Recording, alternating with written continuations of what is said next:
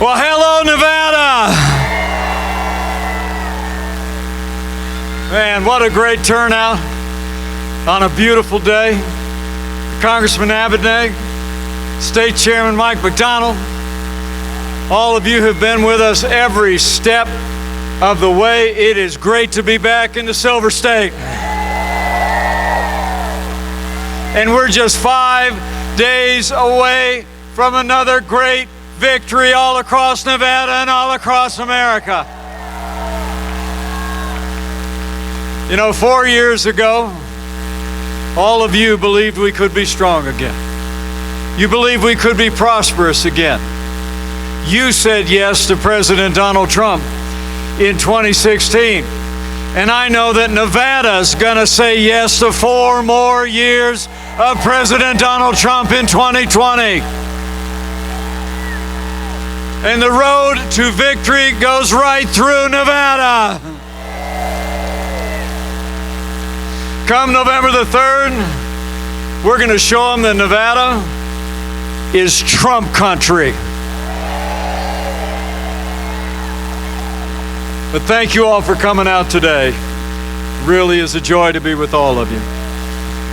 And it's really great to be here with a friend of mine. I haven't spotted him yet, but I know he's here. Son of Carson City, an Army veteran, been working hard for Nevada's 2nd District since 2011. I actually served with him in the Congress of the United States, and I've worked with him now in my role as your Vice President. I can tell you firsthand, he is a champion for veterans in our military. He fought to cut taxes, and he worked to protect Nevada's natural resources like no other. One glance at his record and you realize Mark delivers. And we're going to send Congressman Mark Amodei back to Washington, D.C. Take a bow, Mark. But thank you all for being here. Take a seat. Take a seat. I got a lot on my mind. You know, it's amazing to think about how far we've come over the last 4 years. I mean, 4 years ago, we inherited a military that had been hollowed out by devastating budget cuts, an economy that was struggling to break out of the slowest recovery since the Great Depression.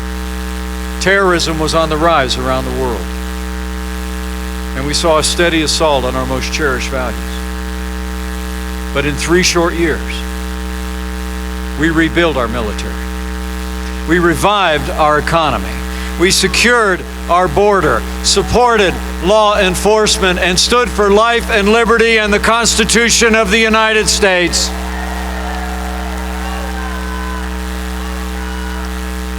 And what the congressman knows is it all starts with our national defense.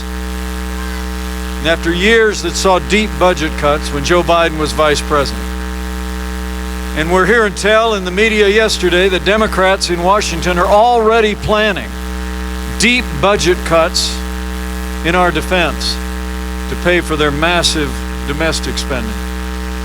Under President Donald Trump,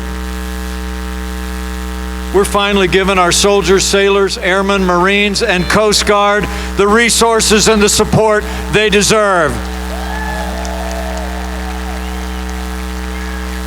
And I got to tell you, not just as your Vice President, but as the proud father of a United States Marine and the father-in-law of a United States Navy pilot, I couldn't be more proud to serve alongside a president who cares so deeply about the men and women of our armed forces and their families. So we've stood with those who serve, but we've also stood with all of you who wore the uniform of the United States. In fact, I expect there's a fair number of veterans who are with us today. If you served in our armed forces, if you're able, would you mind just standing up for a moment and letting us say thank you? Thank you for your service. Semper Fi. Thank you for your service. Thank you for your service. You know, when Joe Biden was vice president, Nevada and America saw years of scandal at the VA that shocked the conscience of our nation. You remember? I mean, we had veterans that were literally dying in waiting lines, waiting to get care at VA hospitals in this country. But when President Donald Trump was elected, all that changed. Our president signed the most sweeping reforms of the VA in 50 years. We fired 3,000 VA employees that weren't giving our veterans the care that they earned, and Veterans Choice is now available for every veteran in America.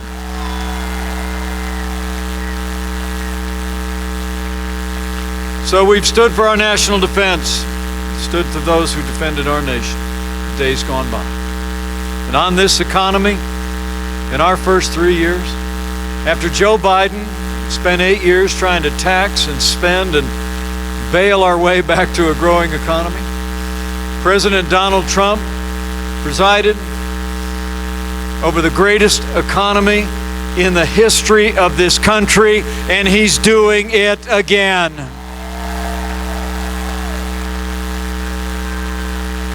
I don't know if you heard today's new GDP numbers.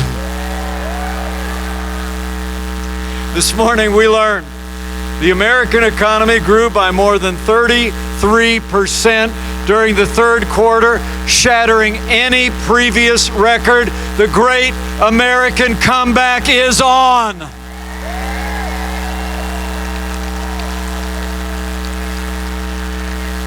And with 4 more years of President Trump in the White House, we're going to bring back the American economy bigger and better than ever before. You know, as President Trump said today, third quarter GDP was, in his words, the biggest and best in our history. Not even close. And he said next year will be fantastic. And with President Donald Trump in the White House, count on it.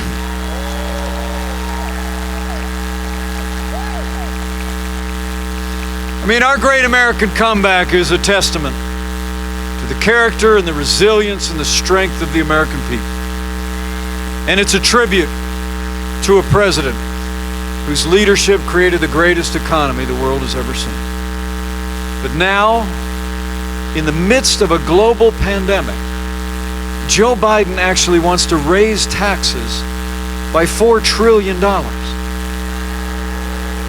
And he wants to pass a $2 trillion version of the Green New Deal,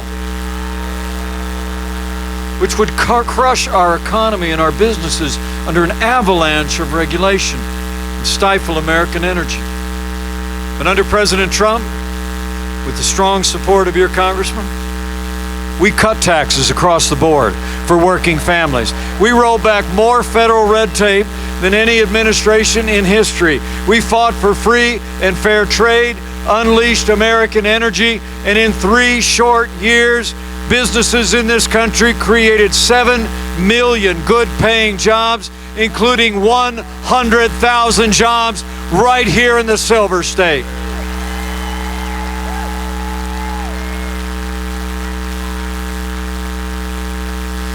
You know, I heard Joe Biden's running mate was in Reno a couple days ago. I had a debate with her myself in Salt Lake City a few weeks back. Thank you. But I heard she came here and she said that Joe Biden always says you only know how an economy is doing if you see how working people are doing. Okay. Well, Kamala and Joe, here in Nevada under President Donald Trump, average hourly earnings grew more in our first 3.5 years than in all 8 years when Joe Biden was vice president. And median household income in Nevada dropped when Joe Biden was vice president, but under President Donald Trump, median household income jumped 20% by the end of 2019. That's how working people in Nevada were doing under President Donald Trump. It's amazing. The contrast just keeps going. You know, when Joe Biden was vice president, America actually lost 200,000 manufacturing jobs. It's true. And remember the last president, he's been out on the campaign trail. Remember the last president said those manufacturing jobs were never coming back. He said, "What magic wand do you have?" Well, we didn't need a magic wand. We just needed President Donald Trump in the White House. 500,000 manufacturing jobs created in just 3 years, including 15,000 right here in the Silver State. It's incredible. And when it comes to trade, so important here in Nevada. It's amazing to think when we took office, half of our international trade deficit was with one country, Communist China. Joe Biden, been a cheerleader for Communist China all along the way. Never lifted a finger to level the playing field for American workers. But when President Trump came into office, we put China on notice. We said the era of economic surrender is over. We imposed tariffs on China's goods, and we're going to stand strong until they open their markets to what we make and what we grow.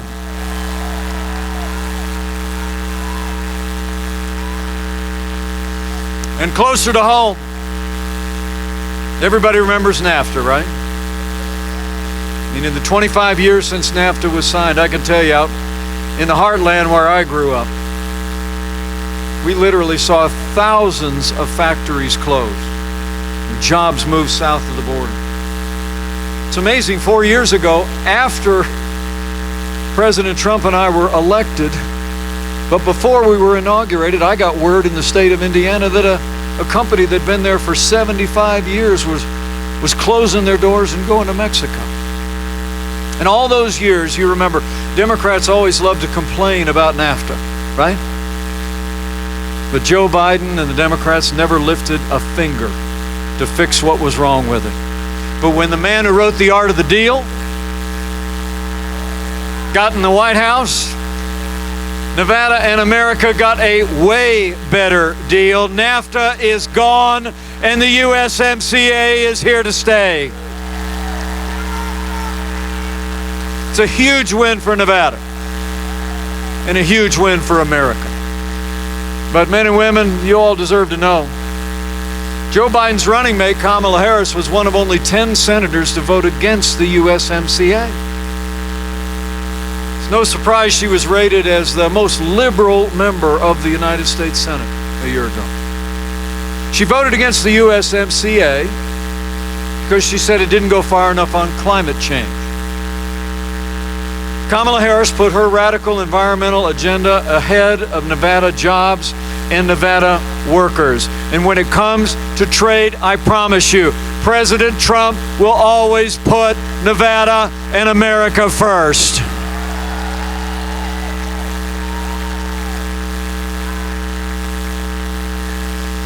And on energy, the contrast continues. Joe Biden and Kamala Harris said over the last year repeatedly that they want to ban fracking and abolish fossil fuels. In fact, Joe Biden said in the presidential debate last week, and how well did President Trump do in that presidential debate, am I right? Was that a great night? But you got to the end of the debate, right? And Joe Biden says, yeah, we need to transition from the oil industry. And the president put it well. He said, that's a big statement. And boy, was it. I mean, now they're saying different, aren't they, Mark? Joe Biden and Kamala Harris are telling, they're not going to ban fracking. They're not going to. But Joe Biden in that debate, remember when he said, show the tape? Well, we've been showing the tape. It's pretty easy to find. Just get your phone out, take a look. I mean, look, they literally both spent the last year saying they're going to ban fracking, they'd abolish fossil fuels.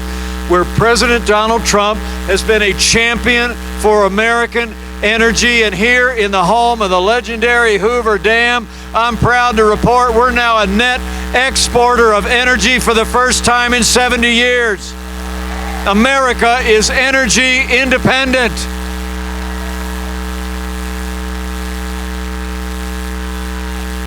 Men and women of Nevada, we got a choice to make. When it comes to this economy, it's a choice between a Trump boom and a Biden depression. You don't have to take my word for it. There's a nonpartisan study that just came out. It said Joe Biden's economic policies would cost America 5 million jobs. And the typical American family would see their income go down by $6,500 a year. So I got a question that I want you to ask. Anybody here in Reno, anybody, family, friends at worship, at work, just tell them you were sitting around out at the airport. Mike Pence showed up. And he said, and that guy ran here every bit as fast as he could.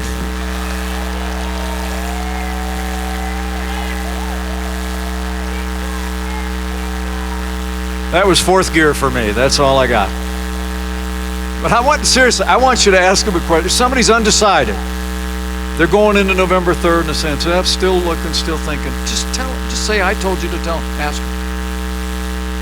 Who do you really think can bring this economy all the way back? I mean, just ask them a real question. Who do you really think can bring the American economy all the way back and then some in 2021? A career politician who spent 47 years in Washington, D.C., raising taxes, stifling the economy under an avalanche of regulations, waving a white flag of economic surrender on trade, or a proven job creator who's driving the fastest economic recovery in the history of America? You ask that question and you tell them we need 4 more years of President Donald Trump in the White House.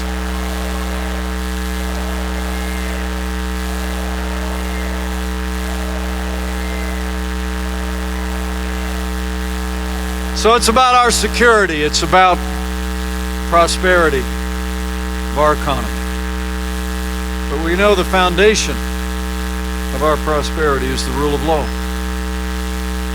And I couldn't be more proud to serve as vice president to a president who stands every day with the men and women who serve on the thin blue line of law enforcement at every level in America.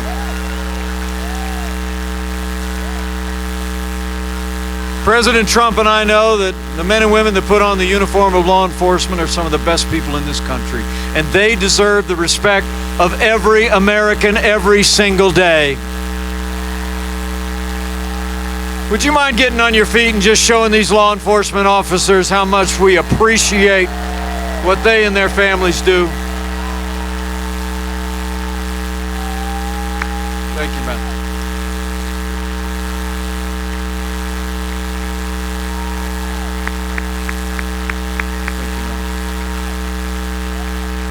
Thank you, guys. Now, President Trump and I will always support the right of Americans to peaceful protest. It's enshrined in our Constitution. But rioting and looting, like we saw again this week in Philadelphia, rioting and looting is not peaceful protest. Burning businesses is not free speech. I was in Minneapolis just a couple short weeks ago. I met a wonderful African-American woman named Flora Westbrook. Flora started a beauty salon 35 years ago. Built it up with her own 2 hands. It became kind of a centerpiece of the community. And she told me about the night just a few days after the killing of George Floyd,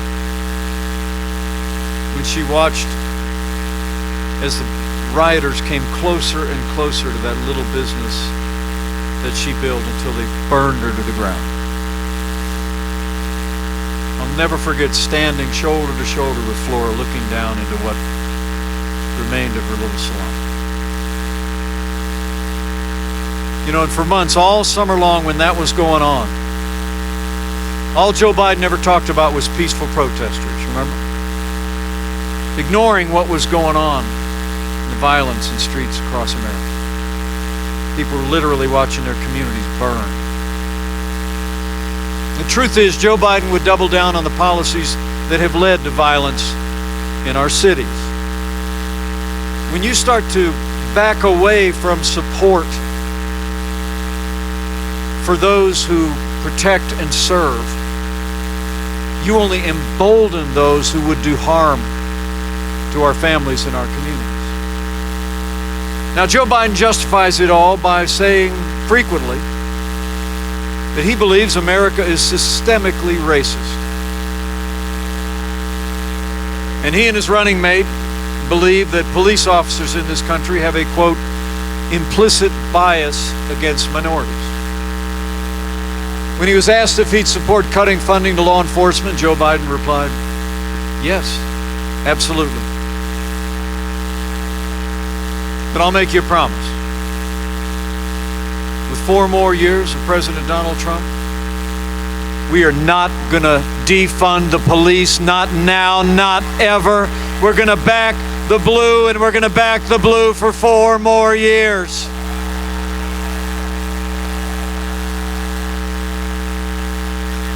You know, President Trump and I know what you know. We don't have to choose between supporting law enforcement and supporting our African American neighbors and friends and minorities and everyone that lives in our major cities.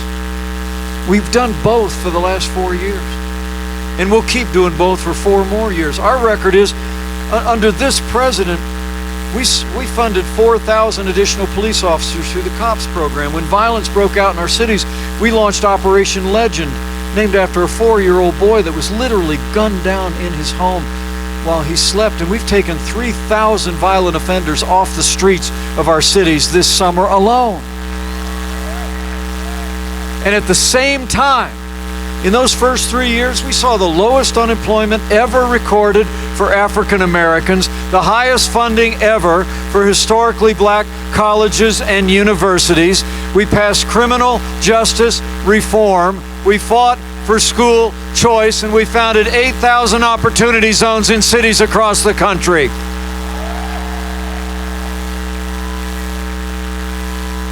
So under President Donald Trump, we're going to have law and order and jobs and quality education for every American of every race and creed and color. So help us God.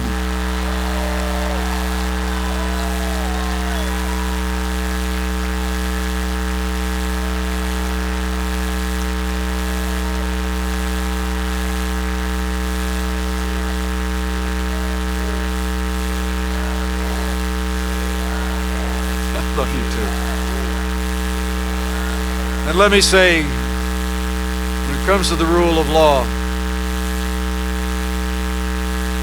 this president, as I stand here today, with the support of Republicans in the United States Senate, has already seen confirmed more than 230 conservative judges to our federal courts.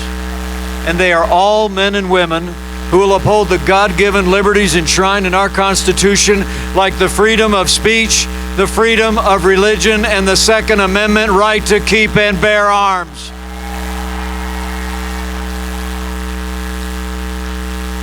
And that includes Justice Neil Gorsuch, Justice Brett Kavanaugh, and Justice Amy Coney Barrett.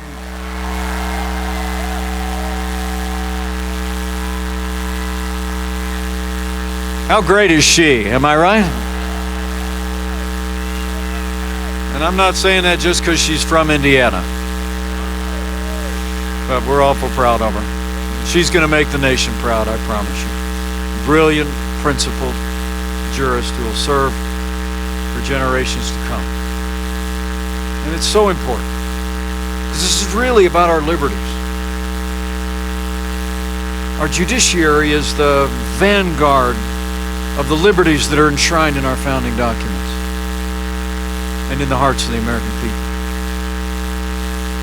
Here in Savannah, you'd all deserve to know that when Joe Biden was vice president, we saw a steady assault on the freedom of religion of the American people. The last administration used its regulatory power to erode the conscience rights of doctors and nurses and religious charities. They even hauled a group of nuns into federal court to order them to compromise their faith to live under the mandates of Obamacare. And Democrats in Washington, D.C. were part of a chorus. Remember 2 years ago when Justice Barrett was up for the Court of Appeals. She was appearing before the Judiciary Committee, and the leading Democrat on the Judiciary Committee, a Democrat from right over in California, said she was concerned about Amy Coney Barrett because of her sincere Catholic faith. She said, and I quote, "The dogma lives loudly within you." And Hollywood liberals started attacking Amy Coney Barrett, and they've never stopped. Well, I got a message for the Democrats in Washington and their Hollywood friends. That dogma lives loudly in me. That dogma lives loudly in you. And the right to live and work and worship according to the dictates of our faith lives loudly in the Constitution of the United States of America.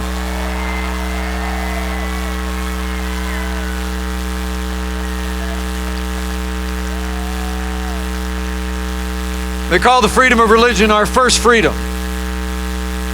And under President Donald Trump, I'm proud to report that we've restored the conscience rights of doctors and nurses and religious charities and schools. We appointed principal conservatives to our courts at every level. And President Donald Trump ended the assault on the Little Sisters of the Poor, and the Supreme Court of the United States made it permanent. Under President Donald Trump, we are going to stand for the freedom of religion of every American, of every faith. So help us God.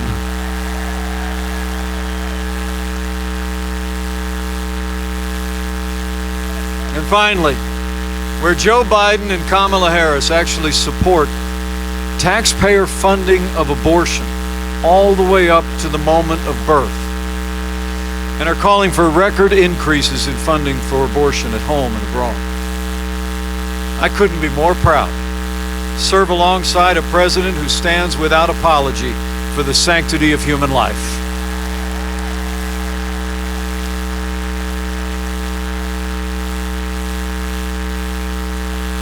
So in our first 3 years, if you're taking notes, we rebuilt our military, we revived our economy,